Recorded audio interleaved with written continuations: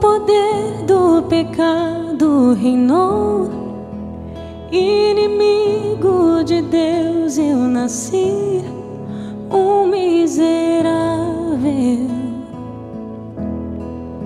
Só as trevas aqui eu amei, nada em Deus desejei ou busquei, trevas eu era.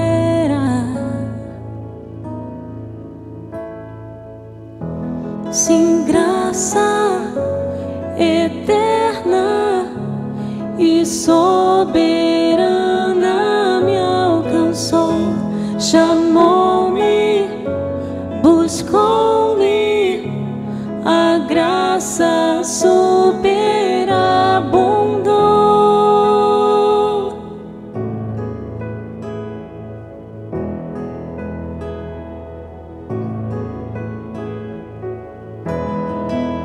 Nada em mim para Deus desejar, nada em mim para Deus ter prazer, trevas eu era.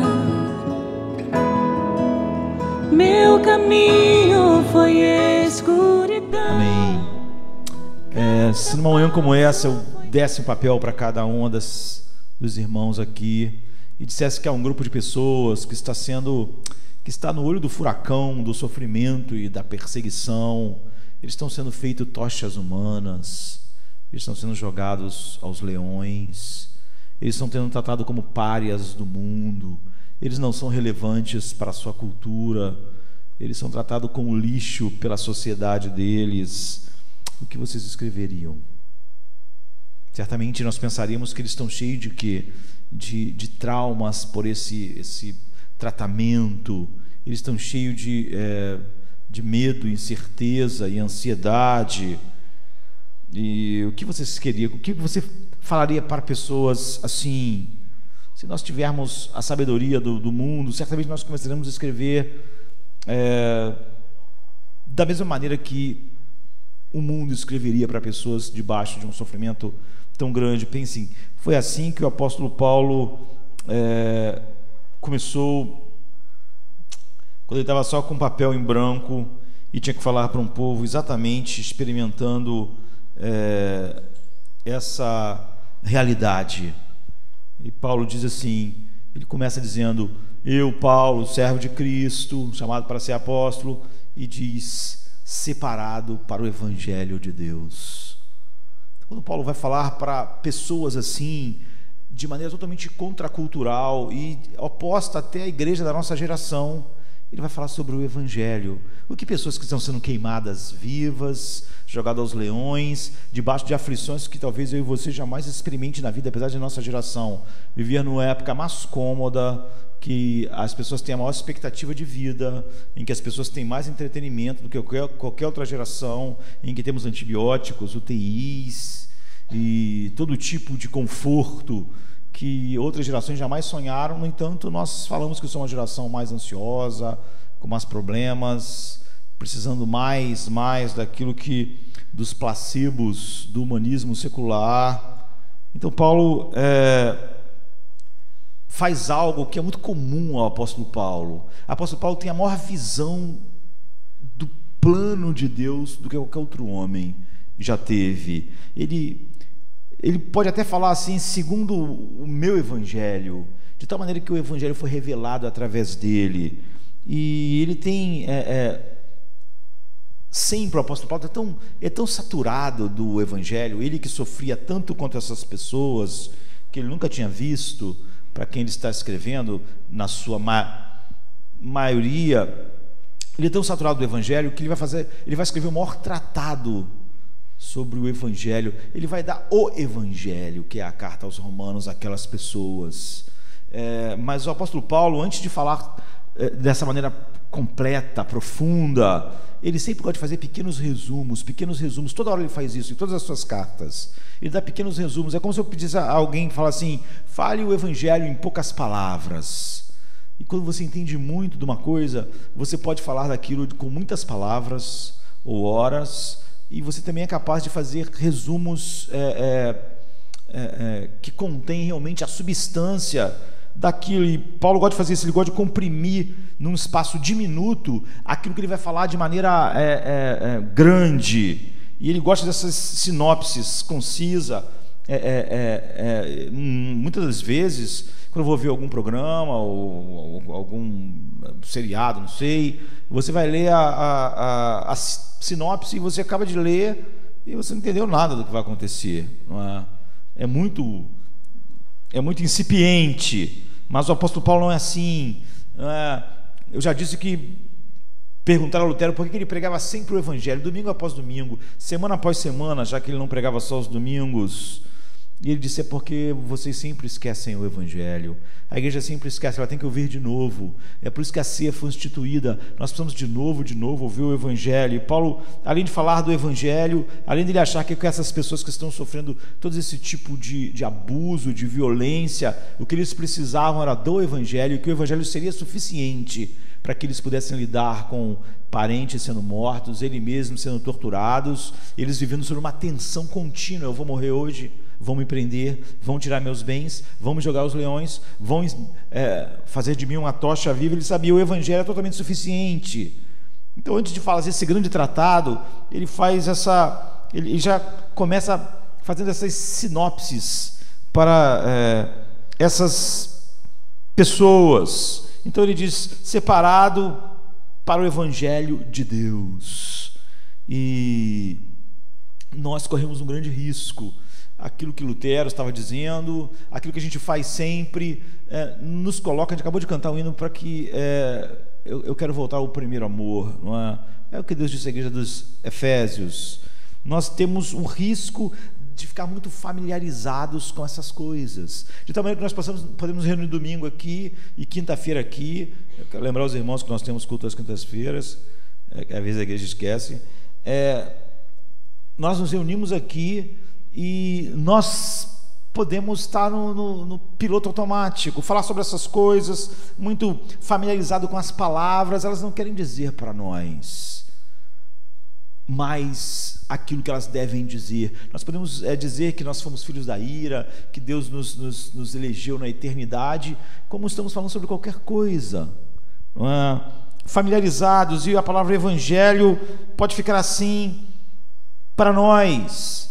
Se você perguntar à pessoa o que significa o evangelho, ela pode falar, ela pode dar o significado da palavra, mas certamente nós não nos reunimos para lembrarmos a nós simplesmente significado de palavras. Qualquer homem natural pode entender o significado das palavras, porque ela tem ela passa uma mensagem que é racional e qualquer mente pode entender. Então o evangelho quer dizer boas novas, quer dizer boas notícias. E é isso que nós esquecemos o tempo todo. É isso que o Lutero estava dizendo: vocês esquecem o evangelho, e a vida de vocês muitas das vezes mostra que vocês esquecem.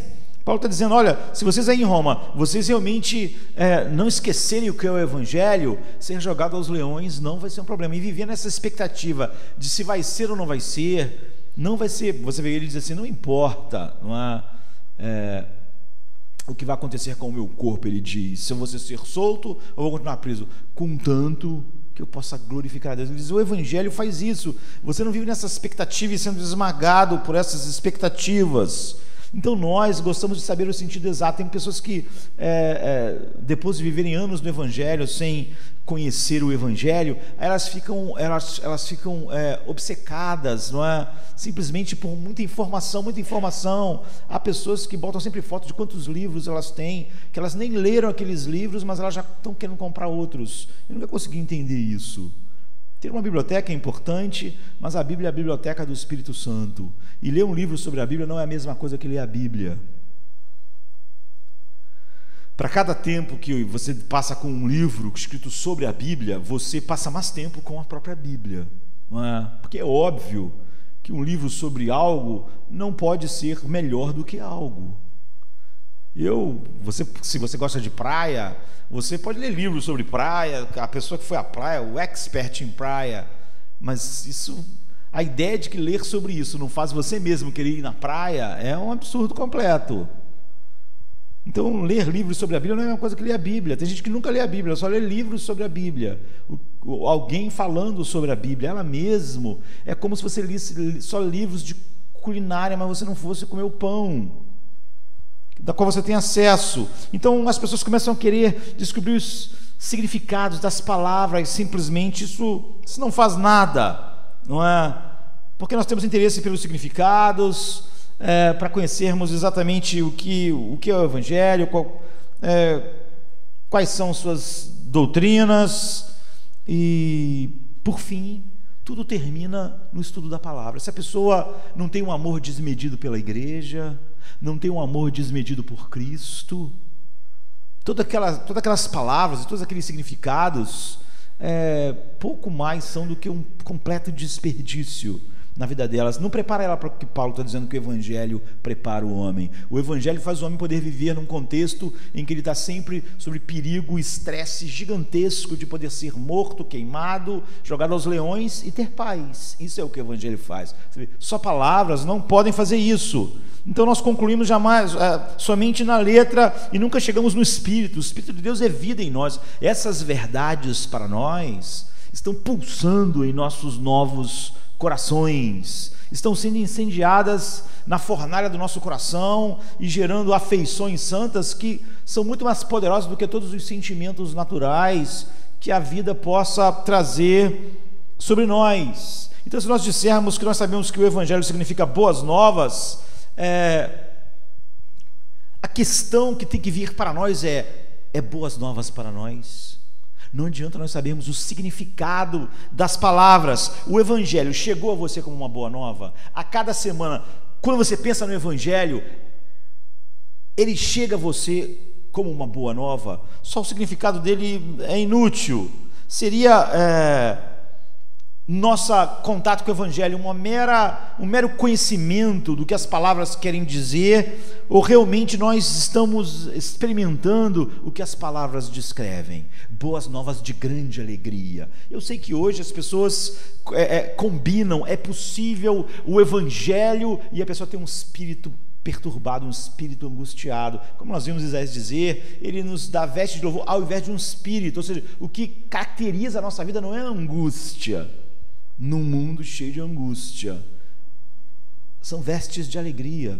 O reino de Deus é paz, alegria, justiça, paz e alegria no Espírito Santo. É o que Paulo diz, sabe? Então, naturalmente, o apóstolo Paulo estava preocupado com isso.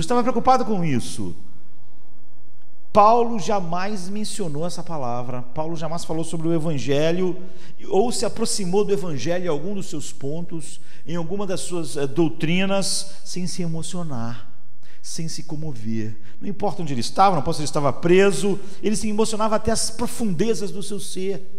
Paulo não podia falar das grandes doutrinas como simplesmente palavras e coisas para encher a sua mente. Ele sempre, então, está explodindo em doxologias. Ele está falando sobre o grande Evangelho, por exemplo, em Romanos aqui, e daqui a pouco ele começa a profundidade das riquezas, tanto da sabedoria quanto do conhecimento de Deus. Você vê, Paulo não podia falar sobre o Evangelho sem emocionar nas suas entranhas.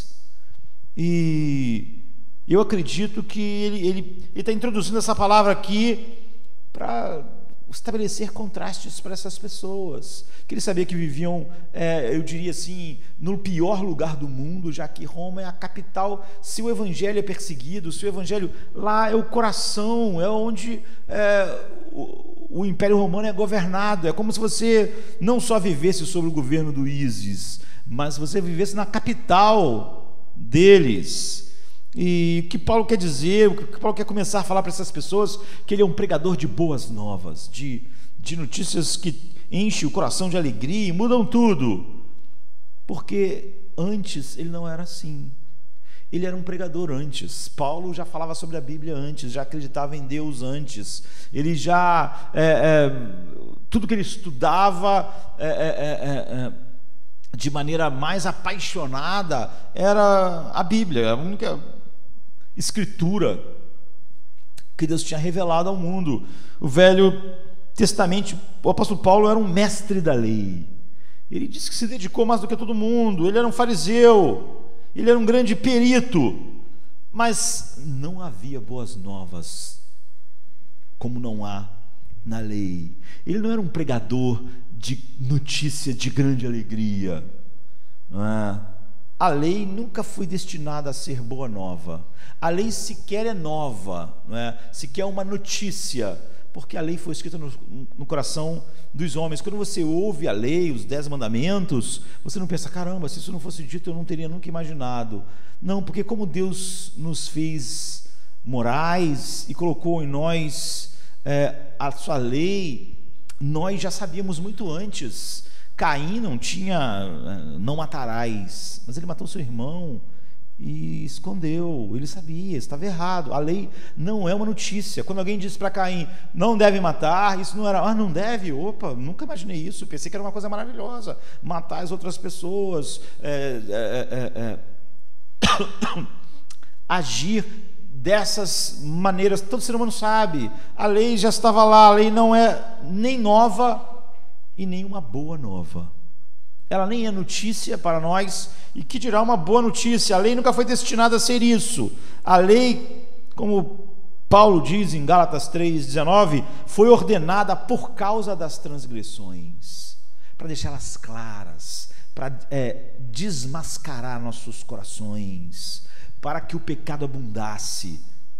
Esse é o propósito. A lei veio para destacar com exatidão o pecado. Nós podíamos ver o pecado, mas era meio como um borrão, né? É uma sujeira, mas não está bem delineada a nossa maldade, a nossa incapacidade de viver para Deus, a nossa profunda capacidade de vivermos só para nós mesmos. Então a lei vem para condenar os que já estão condenados, mas de uma maneira muito específica, muito clara. A lei nunca foi dada para salvar ninguém.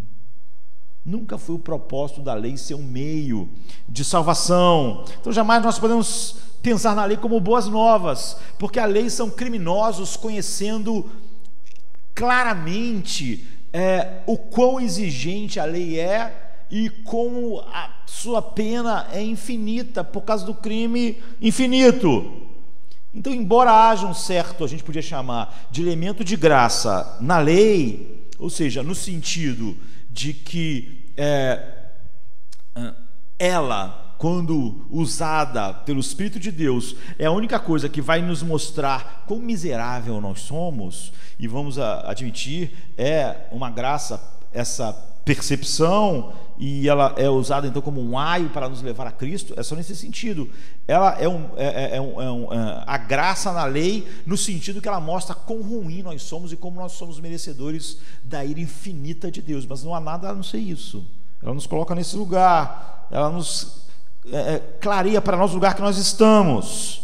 Mas há muitas pessoas que não conseguem entender isso. Eu cresci na igreja, e a maior parte das pessoas que crescem na igreja, que estão ouvindo hoje supostamente o evangelho, como elas fragmentam a verdade sobre Deus e misturam ela com doses cavalares de humanismo. As pessoas pensam realmente que a lei era um meio de Deus salvar no Velho Testamento, é um meio que ele deu para Israel, para eles encontrarem a salvação. A lei era uma oportunidade para o homem usar o livre-arbítrio para agradar a Deus, ou seja, para salvar a si mesmo, através daquilo que o homem pode fazer. Mas o apóstolo fará um grande esforço na carta aos Romanos, e ele só está começando, para mostrar que essa é uma compreensão trágica da lei, e que misturar a lei e o evangelho é trágico, mortal, e deixa o homem perdido. Então, pensar que o evangelho veio somente como um pensamento posterior de Deus, a lei não funcionou. Nós tínhamos uma expectativa de que as pessoas obedecessem a lei, pela lei pudessem ser salvos, mas ela não funcionou. As pessoas não são salvas pela lei, elas não estão obedecendo. Então, ela é muito dura, talvez, para o homem usar o seu livre-arbítrio, não é suficientemente apelativa. Então, essas pessoas, e isso caracteriza o que eu suposto evangelho hoje, o evangelho é um abrandamento da lei, para que o homem agora possa, enfim, usar seu livre-arbítrio para ser salvo, que ele possa fazer algo por ele mesmo, porque agora as coisas ficaram um pouco mais fáceis. E isso é óbvio que é entender mal a lei e entender mal o evangelho, e não Querido, se você não compreende o Evangelho, essa ideia é tão comum, mesmo no meio reformado, aquela pessoa não compreende o Evangelho, mas ela creu, se ela creu, ela não creu no Evangelho. Se você disser para mim que uma pessoa não consegue compreender algo, mas creu, o nome disso é fideísmo. Se você crê no que você não entendeu, você simplesmente está apto a crer em qualquer maluquice, porque você só pode crer no que você entende. Se você crê no que você não entende, você não sabe explicar no que você creu. E se alguém perguntar, o que você creu? Ele não sabe. Eu disse que Paulo podia fazer esses breves resumos do Evangelho, porque eu sei em quem eu tenho crido. Quando Paulo diz, se outra pessoa pregar um outro Evangelho, se a pessoa não sabe o que é o Evangelho, ela não sabe o que é outro Evangelho. Qualquer coisa que coloque Deus e salvação, ela acha que é Evangelho. Então,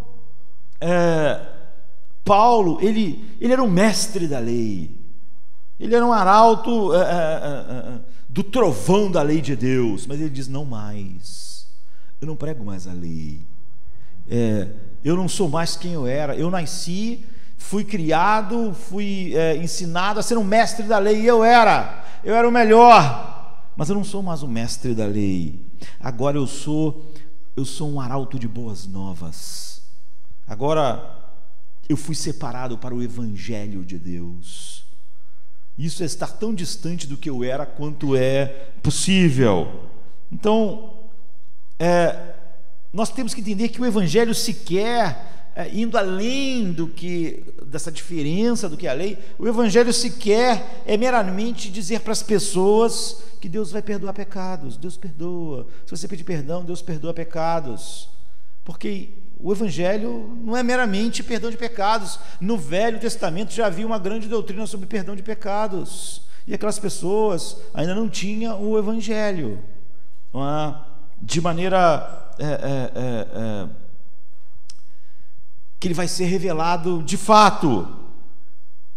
Então, perdão de pecado já era conhecido na outra dispensação. Havia uma doutrina de perdão de pecados. Os homens não é quando chegou o Evangelho, ouviram pela primeira vez, nós soubemos que há essa coisa, perdão de pecados. O Evangelho não é isso, porque isso já era conhecido.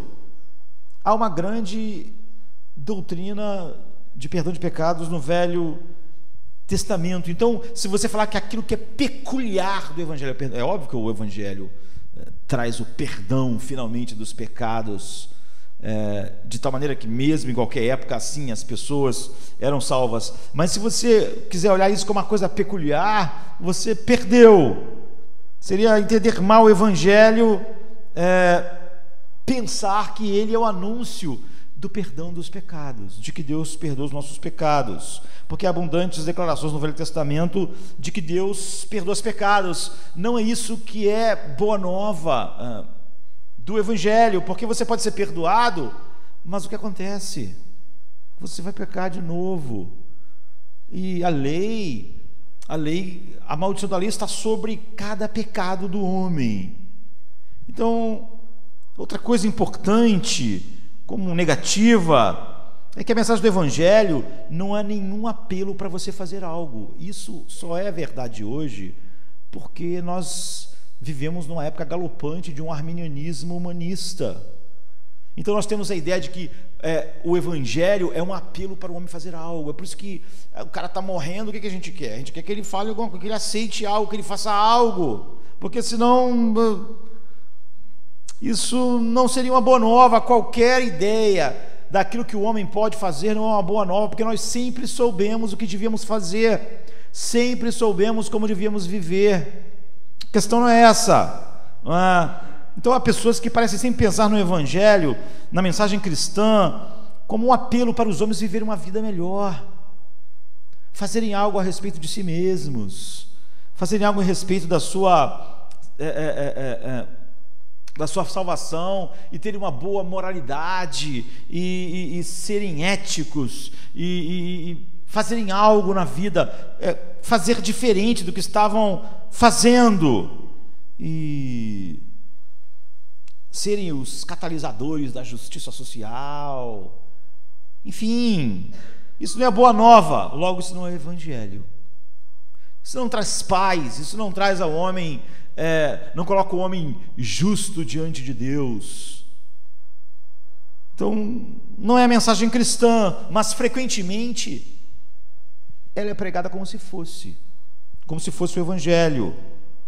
Um apelo para que o homem use o seu livre-arbítrio para fazer coisas que finalmente não só o salvam, mas que vão ter que ser feitas para mantê-lo salvo e continuar assim, aquilo que ele faz. Mas isso não é cristianismo, e crer nisso não faz alguém ser salvo, porque isso não é crer no Evangelho. Então, dirigir um apelo às pessoas não é o mesmo que proclamar as boas novas a elas. E tudo que as pessoas fazem é dirigir apelo às pessoas. Elas não pregam o Evangelho, depois elas dirigem apelo às pessoas para elas fazerem algo, tomarem determinadas posições, falarem que acreditam em determinadas coisas, simplesmente que elas sequer entenderam, porque sequer foram pregadas. Todos nós sabemos que os seres humanos deviam ser melhores. Todos nós sabemos que nós devíamos ser melhores pais, melhores maridos, melhores filhos, melhores cidadãos, melhores tudo. Todos nós sempre soubemos disso, isso não é novidade para nós. Alguém falar para nós como nós devíamos ser melhores cidadãos na sociedade, em nossos lares, em nossos trabalhos. Isso não é boas novas para nós, dizer que nós devemos ser melhores. Nós sempre soubemos e nunca fomos melhores, e que devemos fazer um grande esforço nessa direção. Na verdade, isso é exatamente o oposto do que é o Evangelho. Isso não é nova, isso não é boa nova, isso não é o Evangelho. Você está na lei, você está falando sobre ela. Paulo diz, porém, que ele é um proclamador do Evangelho. Ele foi separado para isso, ele foi separado para essas boas novas, ele foi exortado a dar boas novas. Então o que é? Obviamente é algo muito especial, já que ele era um mestre da lei e nunca tinha sido um arauto das boas novas. E é o que Paulo vai fazer nessa carta. Ele vai expandir isso, ele vai falar da maneira mais profunda em toda a Bíblia. Portanto, a maneira mais profunda que os ouvidos humanos vão ouvir neste mundo sobre o Evangelho, aqui em Romanos. Mas ele nesse breve resumo, ele dá a direção, ele dá um resumo. Ele já começa dizendo, separado para o Evangelho de Deus concernente ao seu Filho. É algo concernente a Cristo, não é algo concernente a nós. O Evangelho não é algo concernente aos homens, ao que eles fazem, ao que eles podem fazer. O Evangelho é algo concernente a Deus. É o Evangelho de Deus, concernente ao seu Filho. Ele começa a fazer esse resumo. Então você vê, não é nenhum apelo para os romanos fazerem alguma coisa, nem para mim, nem para vocês. É um anúncio, uma proclamação daquilo que Deus fez, que Deus realizou. Esse é o Evangelho. Por isso que ele é boas novas, porque não é a respeito do que eu tenho que fazer, ou de como nós devemos ser melhores. Como eu já disse, isso não é nem boa, isso não é nem nova e nem é bom para nós. Em si mesmo é algo bom, mas é algo que só nos condena. E ele expressa isso um pouco mais à frente, no 16, 17, diz assim: eu não me envergonho do Evangelho. Por quê? Porque eu vou apelar para vocês finalmente usar o livre-arbítrio de vocês para serem melhores. Não, eu não me envergonho do Evangelho, porque ele é o poder de Deus para a salvação. O Evangelho é algo que flui de Deus, ele é o poder de Deus para a salvação. Ele é o caminho de salvação segundo Deus. Ele é Deus salvando homens que ele deu ao seu Filho na eternidade, porque nele, no Evangelho, não se descobre apenas uma vaga doutrina do perdão, como havia no Novo Testamento, no Velho Testamento, e poucos homens podiam ir bem além, como Davi. Ele diz, porque nele se revela a justiça de Deus. E é isso que é de novo, sabe? É isso que não tem no Velho Testamento, apesar de uma doutrina de perdão estar lá. O perdão está lá, mas o Evangelho fala sobre essa plena justiça de Deus. no homem, vinda de Deus. É por isso que Paulo, quando compreende isso, ele fica totalmente comovido. É por isso que ele não pode falar disso sem se comover. É por isso que isso é boa nova para ele realmente, não são palavras. O que no dicionário quer dizer? Não, o coração dele age, reage quando você recebe novas. Quando alguém diz para você, quando alguém dá para você boas novas, olha, o exame aqui que você achou que estava com câncer, não é câncer. Aquilo é uma boa nova, aquilo faz uma diferença enorme. Então, Paulo diz, a sensação de boa nova, maior do que qualquer outra coisa que o mundo pode dar, flui do Evangelho. Então ele diz, não me envergonho. Ele está só dizendo de uma maneira negativa que ele, pelo contrário, ele, por exemplo, quando ele vai falar com a capital do mundo, tão requintada, tão rica, tão cheia de cultura como Roma, ele não se envergonha do Evangelho. Ele está dizendo, na verdade, que ele se gaba do Evangelho, que o Evangelho é algo que, por exemplo, ele fala em Gálatas 6, longe de mim esteja me gloriar em qualquer coisa que não seja na cruz de Cristo. Ele está dizendo isso de uma maneira negativa, não é? É uma figura de linguagem, não me envergonho. Eu, pelo contrário, estou absolutamente emocionado. Meu coração está completamente capturado pela beleza daquilo que o Evangelho é. Então esse é o primeiro aspecto do Evangelho, nesse pequeno resumo que ele faz. É algo que, conforme a Bíblia, sempre caracteriza aqueles que realmente têm um coração, que compreenderam o Evangelho, e que o Espírito Santo fez algo que é muito mais do que compreensão de palavras, do que Evangelho quer dizer no dicionário. Se você vai no Velho Testamento, você vai ver que sempre que a Bíblia fala sobre o Evangelho, sobre aquilo que Deus ia fazer, o lirismo, ele é enorme. A Bíblia começa a falar sobre coisas incríveis quando fala sobre o Evangelho, sobre árvores batendo palma, sobre rios cantando. É o exagero para mostrar como isso realmente é saturado de alegria. Por exemplo, Isaías 35 diz assim: o deserto e a terra ressequida vão se regozijar. Isso é o que o Evangelho faz. Quando a Bíblia fala lá no Velho Testamento sobre o que Deus vai fazer, sobre o Evangelho, sobre Cristo, é isso: o ermo exultará e florescerá como a tulipa. Com 5 pontos. Não, isso não está aqui. O ermo exultará e florescerá como a tulipa. Irromperá em flores, mostrará grande regozijo e cantará de alegria. A glória do Líbano lhe será dada, como também o resplendor do Carmelo e de Sarão, e então verão a glória do Senhor e o resplendor do nosso Deus. Não é o que Paulo diz em 2 Coríntios? O Deus desse mundo cegou eles, mas a nós Deus disse: haja luz, e nós vimos a glória de Deus na face de Cristo. E, por exemplo, Isaías 55, quando ele fala sobre o Evangelho, ele diz: todos que têm sede, vinde às águas, os que não possuem dinheiro, venham e comprem, comam, venham e comprem vinho e leite, sem dinheiro e sem custo. Começa esse lirismo todo. A Bíblia diz o quê?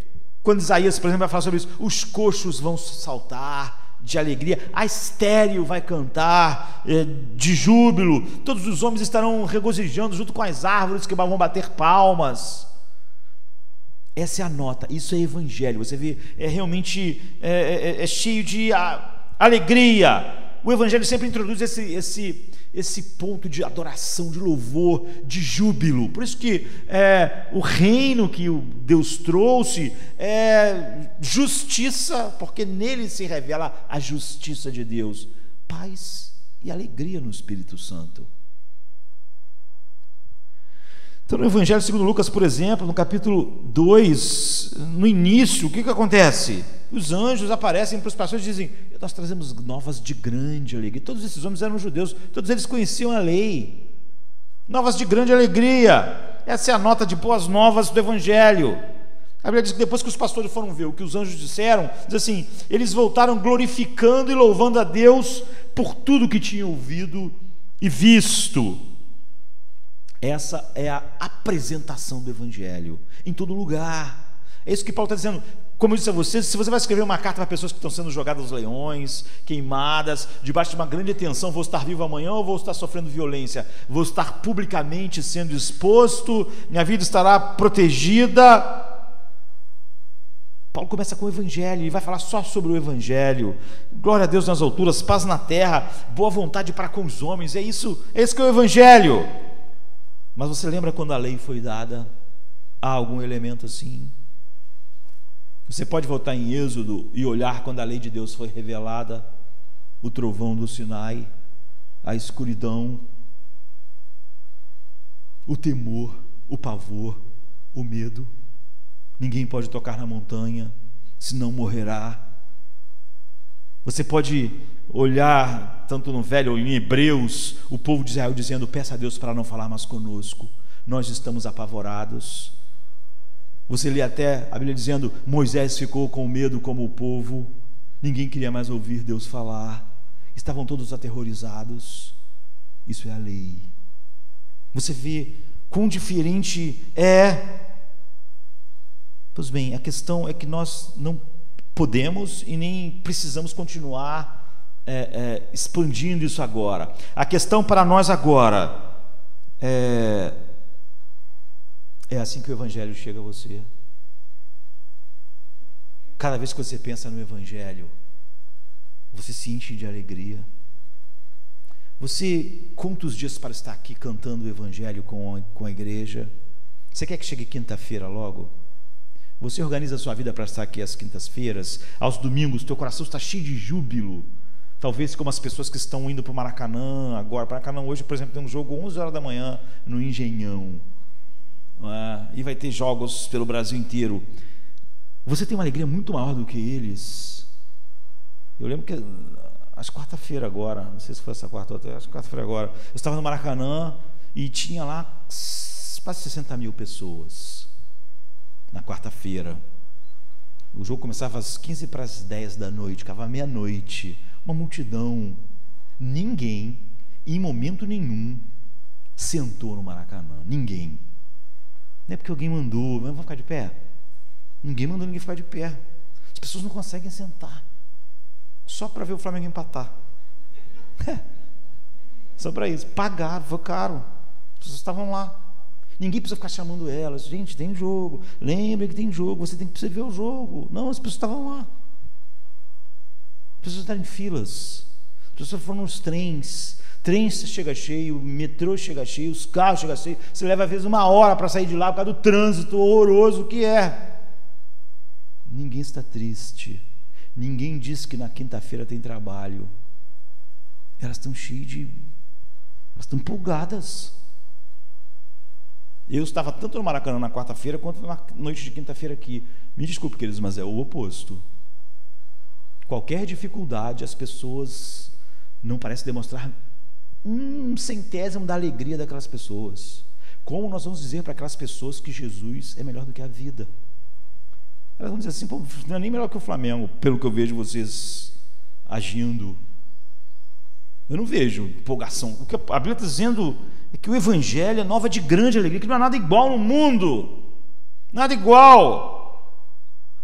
Portanto, não adianta nós prosseguirmos aqui. A questão que nós temos que fazer é assim que o Evangelho chega a nós. Nós podemos dizer com sinceridade, nesse momento, diante de Deus, tanto diante de Deus quanto Paulo estava, quanto a igreja dos romanos que recebeu essa carta estava, nós podemos dizer que o Evangelho foi a melhor notícia que nós já recebemos, que é a coisa que semana após semana nos empolga mais do que qualquer coisa, que ainda que essa semana fossem queimar a gente numa fogueira e jogar os leões, a alegria que o Evangelho produz é tão grande que nós não estaríamos devastados pela angústia. Nós podemos dizer isso, que essa é a melhor coisa que nós ouvimos, de tal maneira, uma notícia tão grande, tão grande, que nós somos como o tio Patinhas. Eu não sei, o tio Patinhas é velho, não sei se as pessoas... O tio Patinhas tinha uma caixa forte, não é assim? Ele não só tinha dinheiro, queridos, ele tinha um trampolim, ele mergulhava no dinheiro, nadava no dinheiro, ele se regozijava, ele queria ficar olhando para aquilo, contando, ele tinha a primeira moedinha. É uma relação assim. Você pode, aí onde você está agora, diante de Deus, como Paulo estava diante de Deus, como a igreja dos romanos estava diante de Deus, de que o Evangelho é a melhor notícia que você já recebeu. Que vez após vez, quando você pensa no Evangelho, o teu coração fica enternecido, como Paulo. Que você não vê a hora de estar reunido, não é, Não é como as pessoas, que pena que o Flamengo joga uma vez aqui, outra fora, uma vez aqui, outra fora, de tal maneira que eu só posso ver um e não ir dois. Ou você é uma pessoa que pensa, um culto já é muita coisa, um culto é demais, não é? Essa semana, você ouviu uma notícia melhor que o Evangelho? Alguma coisa te empolgou mais? Alguma coisa, você está esperando alguma notícia que vai te empolgar mais do que o Evangelho te faz isso contigo? Alguma coisa, você está desanimado essa semana porque você estava esperando que alguma coisa te animasse, que o Evangelho não pôde fazer? Nós inventamos cristãos que morrem de desespero e agonia, que tem espírito angustiado. Nós inventamos que existem cristãos assim. Aqui estão as pessoas em Roma. Você acha que elas têm motivo para estresse? Você acha que ser queimado vivo é um motivo para estresse? Você acha que ser jogado aos leões é um motivo para estresse? Ser tratado como lixo e pária é motivo para estresse? Então não venha dizer que você tem motivos para estresse, que os romanos que estão recebendo a sua carta não têm. Então eu estou chegando à conclusão de que, se eu e você, se nós não pudermos dizer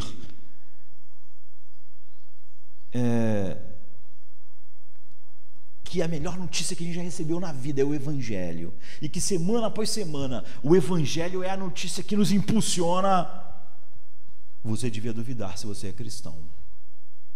Eu sei que nós temos uma época hoje, porque o homem psicológico, tudo que ele quer é ser feliz, e tudo que nós queremos é dizer para as pessoas, fique bem, está tudo bem com você. Por isso que eu já disse que várias pessoas, quando chegam para mim, essa pessoa, não sei se eu sou salvo, a primeira impulso de todo mundo é dizer, que isso, você fiquem tranquilo, porque todo mundo quer que outras pessoas se sintam bem. Se nós não podemos dizer que o Evangelho é essa notícia de alegria que domina os nossos corações, nós devíamos duvidar muito de que nós somos cristãos, porque é totalmente oposto do que a Bíblia diz. Ou essa é a maior boa nova que você já ouviu, ou não é. Se existe alguma coisa que vai fazer sua vida maravilhosa, que não é o Evangelho, se você está esperando receber notícias que vão impulsionar a sua vida, que você ainda não recebeu, mesmo conhecendo o Evangelho, você deve duvidar se você é cristão. O fato é que para um cristão não existe nenhuma notícia que possa ser uma nova melhor, maior e de grande alegria do que o Evangelho. Então, se você não está ciente de que o Evangelho é uma boa nova, mais grandiosa do que qualquer outra coisa, capaz de que quando o homem realmente tem um coração aberto para Deus, para o Evangelho, de enfrentar ser queimado vivo, ser jogado aos leões, ser morto como Paulo vai ser, e como grande parte dessas pessoas também serão, se você não não está ciente de que o Evangelho é a melhor notícia que o homem já ouviu, que você já ouviu, de tal maneira que você fica muito mais empolgado com as receitas do humanismo secular. Isso pode ter muitas razões. Uma delas é porque você tem um senso totalmente imperfeito da sua pecaminosidade. E é óbvio que na medida que eu tenho um senso imperfeito da minha pecaminosidade, eu não posso ver o Evangelho com a grande alegria que ele é. Se você pensa, porque se as palavras que nós usamos são só palavras num dicionário, a ira infinita de Deus. Se você falar sobre a ira infinita de Deus e isso não te causa nada, é óbvio que também a salvação dela não te causa muito. A visão que as pessoas tiveram da lei no Monte Sinai era totalmente aterrorizante. A ideia de que era possível receber uma justiça que satisfizesse aquela lei era a coisa mais feliz do mundo. O Evangelho não é uma boa nova se você tem uma visão pequena do pecado. E nós vivemos uma geração que cada vez tem uma visão menor do pecado. É óbvio. Nós chamamos tudo de síndromes, tudo de problemas psicológicos. O mundo psicológico não acredita no pecado. Não existe o pecado na mente dos homens que formataram os problemas da alma do homem. Então é óbvio. Eles nunca sentem a necessidade desesperada de ajuda. Portanto, essa ajuda não pode ser muito... Eu, por exemplo, se alguém me oferecer uma ajuda para uma coisa que não me interessa, que eu nunca nem pensei, eu não vou ficar empolgado, eu não quero fazer isso, por que eu vou querer ajuda para isso? E por que essa ajuda ia ser uma ajuda que eu ia ver como a minha salvação da minha vida, se essa coisa não tem a menor importância para mim? Então, os que se julgam capazes de alguma maneira acertar-se com Deus e não consegue enxergar quem Deus é, a glória que lhe foi que lhe é devida, a ira que está sobre o homem de fato. Se o Espírito Santo não levou o homem até esse lugar, o Evangelho não é essa coisa que está incendiando o coração do apóstolo Paulo, uma compreensão inadequada da nossa pecaminosidade. Nós vivemos numa geração em que a igreja não acredita na depravação total. É óbvio que se eu acredito que eu sou totalmente depravado, uma maneira de lidar com isso é uma nova de grande alegria. Mas se eu acredito que em mim há coisas ainda boas, eu muito bem posso, com o orgulho peculiar da humanidade, achar que a partir dessas coisas boas eu posso colocar o pé ali e ser um trampolim para eu ser de fato no fim quem ocasionou a minha salvação pelo que eu fiz. E o Evangelho é só uma coisa que se encaixa nisso, não é o Evangelho bíblico. Então todos nós temos que examinar nós mesmos. Dizer que o significado do Evangelho é uma nova de grande alegria, a questão é, essa alegria? É assim que o Evangelho chegou a nós? E se lhe falta essa alegria, não adianta tentar produzir essa alegria em nós mesmos. Como eu disse, ninguém teve que ficar insuflando as pessoas a lotarem o Maracanã e sentirem, sei lá, uma determinada emoção e uma determinada alegria, se por acaso, não aconteceu, a bola tivesse entrado no gol. Ninguém tem que insuflar, fica alegre, rapaz, olha o que está acontecendo. Ninguém precisa, essas coisas não são insufladas assim. O que essa pessoa precisa de fato é ir à Bíblia, é ir à lei, é ser levado pelo Espírito Santo a constatar a sua pecaminosidade. Um homem como Paulo, que dizia, em mim não habita bem algum, quando descobre que o Evangelho é o poder de Deus para a salvação, é a manifestação da justiça de Deus, então há uma alegria imensa nele. Nada mais importa para ele.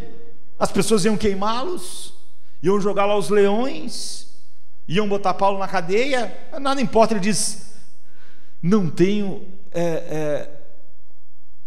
preocupação com o que vai acontecer com a minha vida, não tenho por preciosa a minha vida, já no final do livro de Atos, contanto que eu continue proclamando essa verdade que foi confiada a mim, o Evangelho. Mas quando nós colocamos nossos problemas da nossa alma como síndromes, então nós não nos sentimos miseráveis e que não habita nenhum bem em nós. Pelo contrário, nós somos simplesmente pessoas que têm problemas. Coitado de nós. Então o Evangelho é meramente uma coisa que vai nos ajudar a viver uma vida melhor, mas para que nós possamos sugar essa alegria das outras coisas. Não é o Evangelho. Outra razão para a nossa falta de regozijo é nós não percebermos as consequências do pecado de fato. Eu estava dizendo para as pessoas, olha, Deus, Ele odeia o pecado muito mais do que odeia Satanás, porque Ele só odeia Satanás por causa do pecado. Ele não odeia o pecado por causa de Satanás. Só que o pecado em Satanás e em você é a mesma coisa.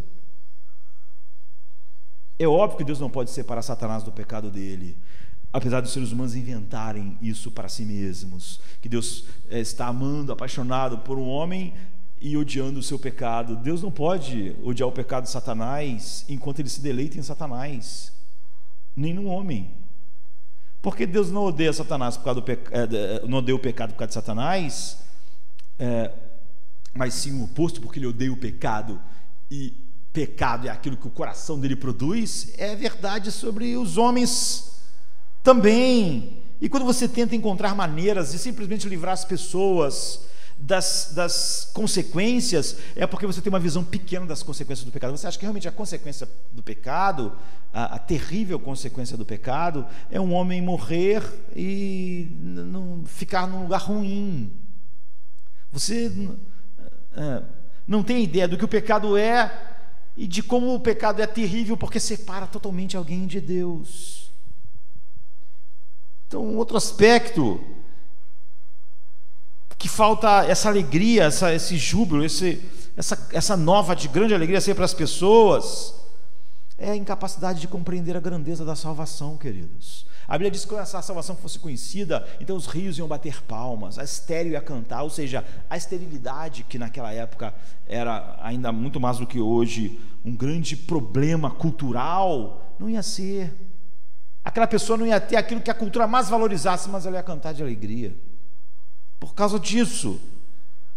Então, nós simplesmente temos a tendência de reduzir o evangelho a perdão, porque nós queremos levar as pessoas para o céu, não é? Então, nós colocamos a salvação e, apesar de algumas pessoas pregarem todas as doutrinas, ela coloca elas em lugares estanques.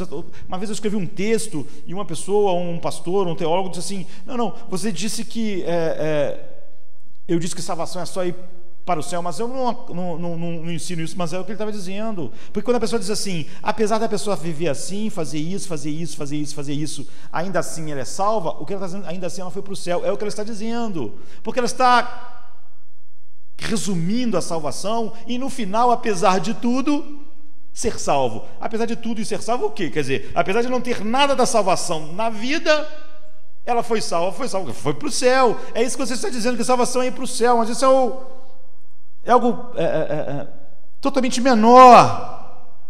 Eu vou miseravelmente para o céu. Deus nunca foi o deleite final da minha vida, de tal maneira que eu vivia angustiado, perturbado e sem paz, porque isso diminui miseravelmente a salvação. É a mera preocupação de escapar das punições do inferno. Então, falando, essa pessoa está salva. O que ele está dizendo é o seguinte: essa pessoa foi para o céu. Nós não temos visto a boa nova da reconciliação com Deus, da habitação com o Espírito Santo, da alegria em Cristo, da alegria indizível e cheia de glória, disso que as pessoas, Paulo está querendo que elas saibam. Vocês estão experimentando isso? Você vê, ele está escrevendo uma carta para uma igreja. Você podia pensar, ele podia tratar de outros assuntos. Ele quer ter certeza que aquelas pessoas compreenderam o Evangelho. É por isso que ele escreveu para uma igreja e escreveu a carta aos Romanos. É por isso que ele vai falar sobre justificação, sobre expiação, sobre propiciação, sobre eleição, sobre predestinação. Ele vai falar sobre o Evangelho para elas. Você pode pensar, para que falar sobre isso se ele estava escrevendo para uma igreja? Porque é isso que aquelas pessoas precisam saber. Elas criam no Evangelho. Era uma boa nova para elas. Essa era a crença delas. Elas tinham que no final da carta dos Romanos dizer: isso é o Evangelho, eu creio nisso, é isso que eu fui chamado para me deleitar nisso. Então, nós não temos visto a boa nova em sua altura, em sua profundidade, em seu comprimento. Ou seja, quando Deus chama o homem e faz finalmente, no meio do deserto dessa vida, como nós estávamos lendo, que o homem sempre encontra Deus no deserto, na quinta-feira, Deus o seu pão, a sua água, o seu vinho. Pode ver que lá falou: vinde comprar vinho e leite. Leite é gordura, alimento. Mas não só isso, nós também queremos alegria para o coração, e isso é o que o vinho simboliza. Então nós privamos da grandiosidade da salvação. O que a gente quer falar é o seguinte: no final essa pessoa foi para o céu, então ela está bem, foi salva, porque nós destruímos a grandiosidade da salvação, nós perdemos o Evangelho. Portanto, o apóstolo Paulo está obviamente interessado na grandeza e na glória do Evangelho, e é por isso que ele está escrevendo uma carta a Roma, por causa da grandeza do Evangelho. Ele não está querendo dar algumas palavras do humanismo secular para aquelas pessoas suportarem serem queimadas, mortas, ou usarem seu poder de continuarem firmes numa ideologia, apesar das condições. Ele quer que as pessoas vejam o Evangelho. Ele ouviu dizer que eles estão na fé. Paulo não plantou aquela igreja, não foi ele que esteve lá, mas ele parece desejoso de ver se eles compreenderam realmente. Vocês em Roma, é nisso que vocês creram? É no que está nessa carta? É nessa declaração final do que é o Evangelho de Deus? Então Paulo pega a sua pena inspirada, que ele sabe que já que ele é um apóstolo chamado para isso, e expôs o Evangelho na sua plenitude, na sua grandeza. Ele expôs o Evangelho. Então nós usamos essa palavra, o Evangelho, de uma maneira muito superficial, queridos, muito comum. Nossos corações não ardem, não é uma boa nova de grande alegria, os rios não batem palmas, as montanhas não cantam, A estéril não canta, geme, nós falamos, é assim mesmo, por causa, coitada, a estéril. O mundo inteiro diz que a mulher tem que ter filho naquela cultura, se ela não tivesse filho, ela não era uma bênção para o clã, não era uma bênção para a nação. Uma pessoa sobre essa pressão toda, ela vive triste. Não, o Evangelho diz que pessoas nessas situações com o Evangelho, elas cantam de alegria. Ó estéril. Então, deveria ser impossível usar a palavra Evangelho sem explodirmos no hino de gratidão e louvor a Deus. É por isso que, mesmo escrevendo, Paulo toda hora para o assunto, para expressar uma profunda doxologia. São as boas novas que vêm de Deus, são as boas novas do que Deus fez, no qual Ele revela a sua justiça. Isso é o Evangelho. E isso nos leva a outro ponto, que nós não podemos mais ver hoje, mas podemos continuar, quem sabe. Ele diz, eu fui separado para o Evangelho de Deus. Paulo, servo de Jesus Cristo, chamado para ser apóstolo, mas separado para o Evangelho de Deus. Em outras palavras, é o que Deus fez acerca do homem que Ele deu ao seu Filho. Jesus vai orar, eu não oro pelo mundo, eu oro por aqueles que Tu me deste. O Evangelho é acerca do que Deus fez, acerca desse homem, acerca da salvação. O Evangelho não é nada acerca do que os homens fizeram. Paulo vai falar sobre o que ele fez, ou sobre o que aquelas pessoas fizeram, ou o que elas têm que fazer. Ele vai falar sobre o que Deus fez. Quando ele fala sobre o que os homens fizeram, é trágico. Do céu se manifesta a ira de Deus sobre toda a impiedade e injustiça dos homens, todo mundo. Porque tendo conhecido Deus como Deus, não o glorificaram como Deus, nem lhe deram graças. Tudo que é sobre o homem é só sobre o trovão do Sinai. E é por isso que o Evangelho é algo completamente novo, completamente novo. Paulo está dizendo para aquelas pessoas, eu vou falar acerca do Evangelho de Deus. Hoje, além da igreja não pregar o Evangelho de Deus, ela prega a mente secular do homem, sobre a alma humana, sobre os dramas do homem, sobre o que a sociedade é, sobre por que ela é assim. Paulo está dizendo, eu não vou escrever a respeito de alguma filosofia humana, eu vou falar sobre o Evangelho de Deus, sobre o que Deus fez. Eu não vou dar a vocês as minhas ideias pessoais sobre os problemas do mundo, sobre como a cidade devia ser melhor, como Roma devia ser uma grande cidade, como consertar as estruturas sociais, como melhorar o mundo. Eu não vou dar a vocês ideias pessoais quanto como se deve viver para melhorar o mundo, para melhorar Roma, até que a gente tenha uma sociedade assim, assada. Eu não vou dizer a vocês o que o homem tem que fazer, eu não vou dizer a vocês como o homem pode fazer as coisas, eu vou dizer a vocês somente o que Deus fez. É isso, é boas novas, porque é o Evangelho de Deus, é acerca do que Deus fez. Não tem nada a ver com o que os homens pensaram, com a ideologia humana, ou com a aplicação de alguma ideia humana para o homem. Pois bem, essa é a descrição, essa é a definição, ela é extraordinária. Eu penso que todos nós aqui nesta manhã concordamos. Há muitas outras descrições do Evangelho na Bíblia, nenhuma delas encaixa com as explicações que as pessoas dão para aquilo que nós temos chamado de cristãos hoje.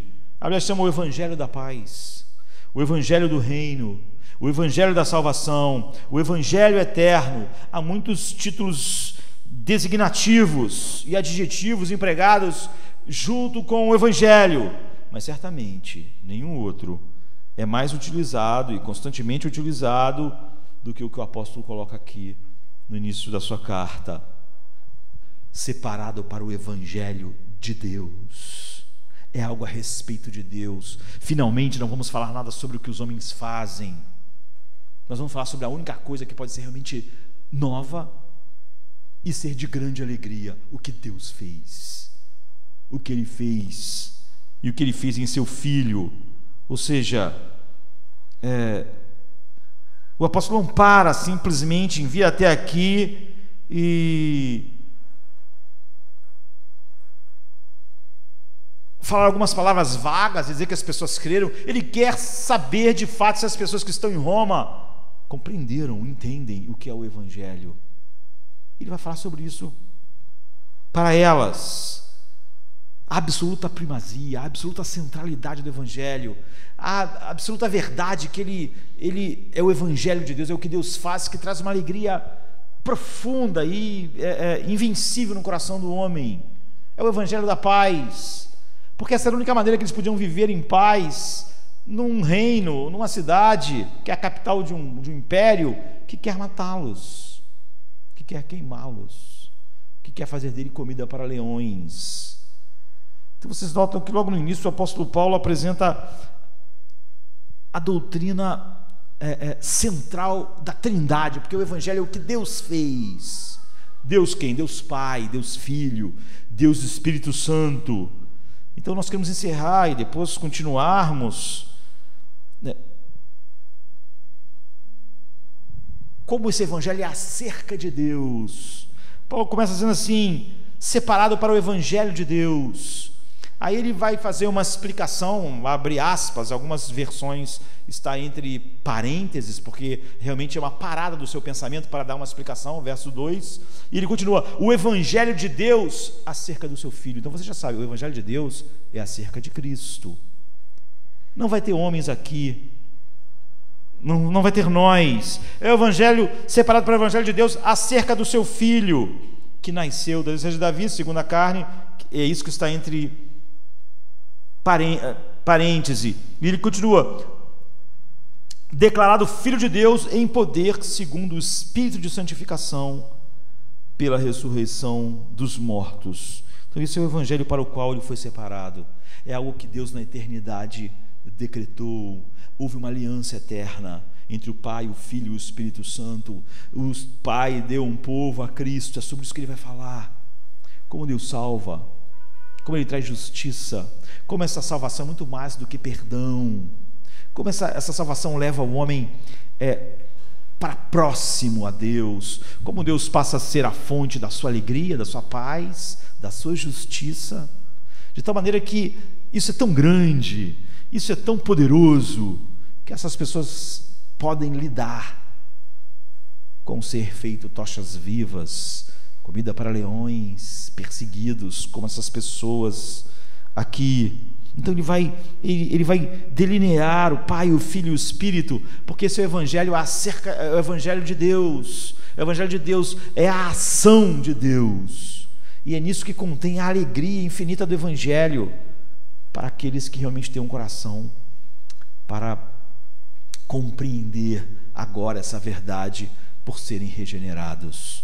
Mas, se Deus quiser, podemos continuar falando isso no domingo que vem. Pai, obrigado por esta manhã. O poder do pecado reinou, inimigo de Deus eu nasci, um miserável.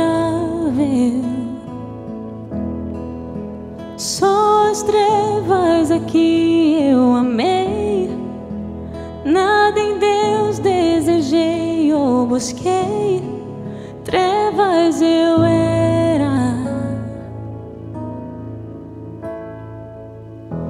sim, graça eterna e soberana me alcançou, chamou-me, buscou-me, a graça superabundou.